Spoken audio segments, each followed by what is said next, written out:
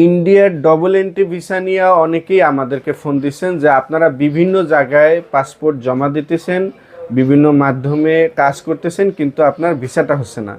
আমার প্রশ্ন হলো, আপনার ভিসা কেন হচ্ছে না? আপনি ডকুমেন্টসগুলো কি দিতেছেন, সাবমিট কি করতেছেন? তো আপনি যদি ইন্ডিয়ার ডবল এন্ট্রি ভিসা নিতে চান, সেই ক্ষেত্রে কিন্তু আপনাকে অবশ্যই মাথায় রাখতে হবে যে আপনার কোন এম্বাসি আপনি ফেস করবেন। যেই এম্বাসি কার্যক্রম বাংলাদেশে নাই, এক কথায় বলতে গেলে কার্যক্রমই বাংলাদেশে নাই, সেই ভিসা পাওয়ার জন্য আপনাকে ইন্ডিয়া যেতে হবে। তো ইন্ডিয়া যাওয়ার জন্য তো আপনার সেই প্রমাণাদি দিতে হবে, স্বাভাবিকভাবেই আপনি বুঝতেছেন।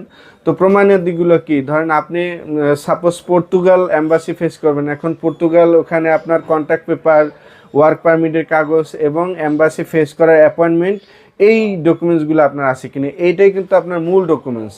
আপনার ব্যাংক স্টেটমেন্ট না থাকলেও কিন্তু তার বিকল্প আছে। যেমন ধরেন আপনি চাইলে এখান থেকে এসে একটা এন্ডোর্স করে আপনি কিন্তু ভিসার জন্য আবেদন করতে পারেন। কার্ড নেওয়ার সিস্টেম আছে, যেটা স্টেট ব্যাংক অফ ইন্ডিয়া, এখানে একটা ব্রাঞ্চ আছে, আপনাকে একটা কার্ড দেবে টেম্পোরারি।